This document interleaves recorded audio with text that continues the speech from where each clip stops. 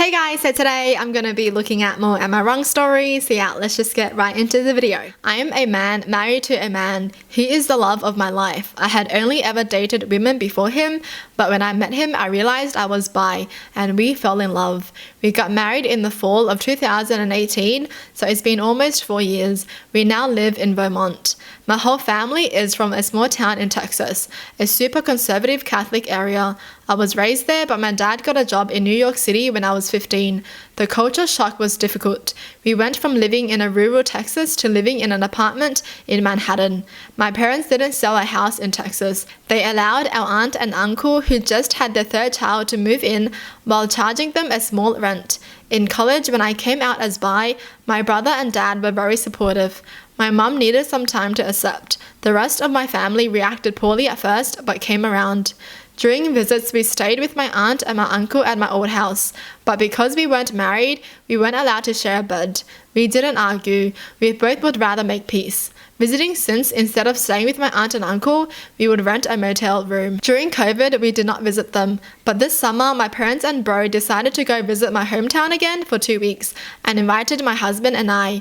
I just wanted a motel again, but my aunt and uncle insisted my brother, husband, and I stay with them. The first night sleeping situation was being discussed after my cousins went to bed.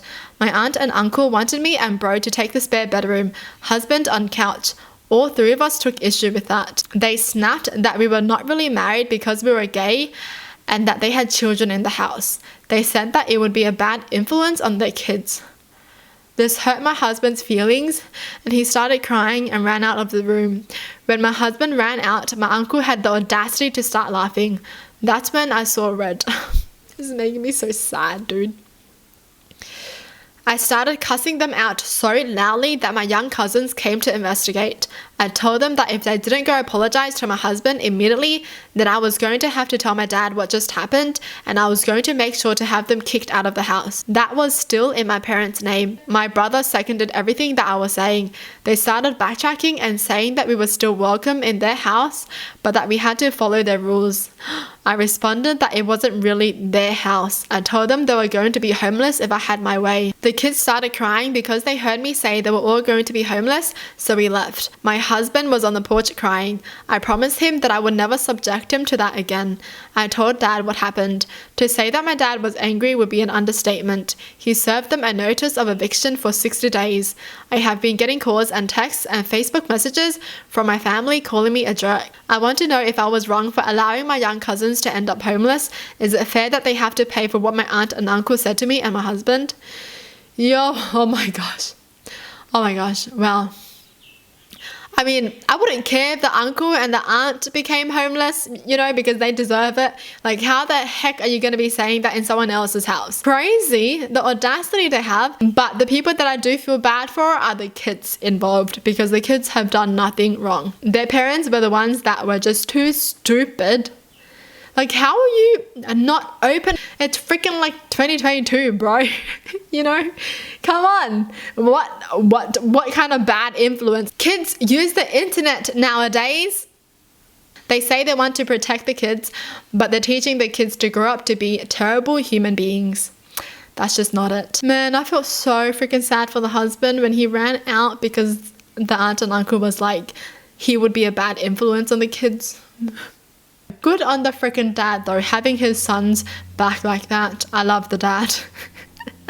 But I do feel bad for the kids, you know, the younger cousins. Well, technically they're not going to be homeless because they have 60 days to, you know, still get their stuff together and find another place to go live in, rent. So they're not going to be homeless. I'm just so confused though because this wouldn't have happened if the aunt and uncle just agreed with the two of them staying at a hotel or motel. But they were like, no, come over. Why would you book a hotel? Just come over to our place. And they're going to say this kind of stuff. Like, that's dumb. They stupid. Okay, moving on. I got my son a 7K motorcycle for his 18th birthday this past June. My son is obsessed with motorcycles. In his room, he has plenty of models and posters of motorcycles of all types. His biological dad passed away when he was just 12. Now I'm married to my current husband and he has kids of his own. My husband has always been against my son's interest in motorcycles. He thinks I'm encouraging him to be reckless, distracting him from school and by extension his future, and spoiling him and blowing away money by spending $7,000 on a motorcycle. This caused some tension between him and my son, so I told him to stop complaining about it. Around 2 weeks ago, my son's motorcycle went missing. We opened a police report, but nothing came out of it. It just disappeared. My husband had a smirk on his face the entire time, just walking around saying, "I told you so. You just wasted your money." This was unbearable to hear, to be quite honest. My mother-in-law visited a few days ago. She was talking about the other house my husband owns and mentioned seeing a motorcycle, one that's similar to the one that we lost in my husband's garage while she was cleaning it. She goes to clean that house weekly, even though it's empty. My husband plans on giving it to his kids as inheritance. I was puzzled. I asked if she was certain, but she showed me a photo she took of it, which confirmed that it was indeed my son's motorcycle. I immediately rushed to call my husband and confront him about it. He admitted that he took and hid the motorcycle in his garage as a last resort after me, and his stepson kept brushing him and his thoughts off about the $7,000 being spent on something unnecessary and that could cause issues. I blew up at him and demanding he return it. He refused and told me he had been considering selling it and giving the money back to me so I could use it wisely this time. I told him I was serious and that I'd call the police. He literally said this is a family matter and cops can't do anything about it. I had enough. I called the cops soon as we ended the call with him. The motorcycle was found and returned, but my husband had to be taken in since there was an open file about the motorcycle going missing. He was let go eventually, but he was livid with me. He came home yelling about how awful what I did was and how crazy my behavior was. I refused to engage in the argument, but he told his entire family about it, and they judged me for calling the police on my own husband, even though I already asked him to return it. He said he was just looking out for my son and that one day we'll realize that he was right, but only when it's too late. My son isn't speaking to me or my husband. I feel horrible about the whole situation, and I'm starting to think I handled this the wrong way. Wow, jeez, man. Come on, let's be honest though. You can't stop someone from liking something if they like it, okay? So, even if the mum did not buy the motorcycle for him, he's gonna buy it himself anyways, okay? I'm talking about the son. So the dad's way of thinking is ready out of the box. Like, okay, you care about your stepson, you don't want him to ride the motorcycle because it can be dangerous. I get it. But you can't stop him from doing something. You can tell him how you feel about it, that you think it's dangerous, but if he still decides to ride it, then that's not your problem anymore, okay? He wants to ride the motorcycle, he wants a motorcycle, he's gonna get it. It doesn't matter what you say. So the dad is just stupid for keep on trying to push his idea.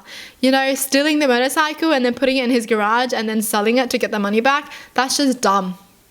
That's the dumbest thing I've ever heard. It's just like your parents trying to stop you like playing video games or something by selling your computer. Yeah, what's that gonna do? Nothing, because you're still gonna play video games. You're still gonna buy a computer again. Even if they sell it, you're still gonna buy a computer. Or you're gonna go outside to a PC cafe and play there. You know, they can't stop you from doing something that you really want to do. Like, that's just how teens think. So instead of trying to control your kid and control what they like and what they don't like, just let them do whatever they want to do if they really want to do it, as long as it's like nothing bad. I love how she called the police on him. You know, he was like, what you gonna do about it? The police? Yeah, well, the police ain't gonna help you. And then he gets arrested for stealing. Alright, next story. I am a single mum of 2 boys aged 11 and 10. Their father and I divorced 5 years ago after I learned he was cheating on me. He got her pregnant either right before he told me, and that was why he confessed, or right after. But our divorce was not an easy one. He wanted to stay friends and I could not look at him after what he did. He and I were together for over 13 years. He was also a friend before he was my boyfriend or husband, and to have him betray me like that and treat me as he had was awful. He married his affair partner. They had a daughter within months of our separation, followed by a son after the divorce after their marriage. Last year, they lost a baby, which led to the discovery that his wife had cancer. What followed was a lot of fighting between the two of us again.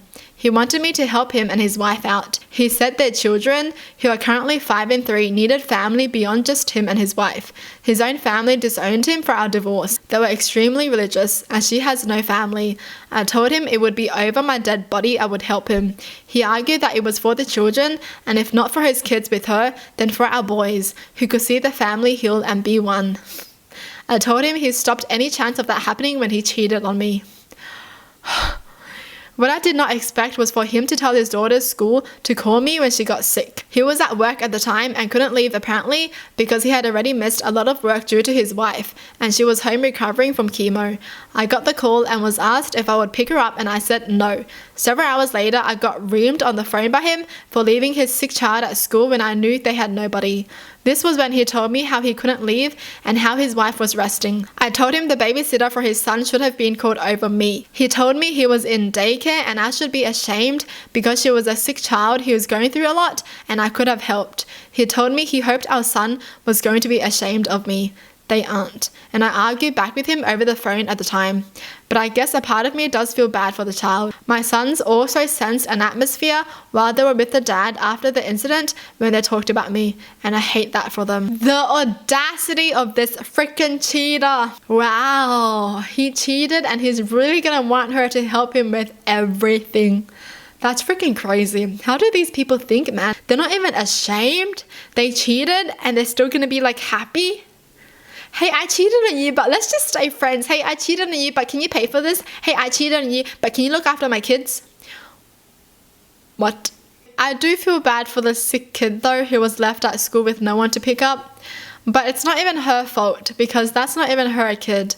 And he did not even tell her anything.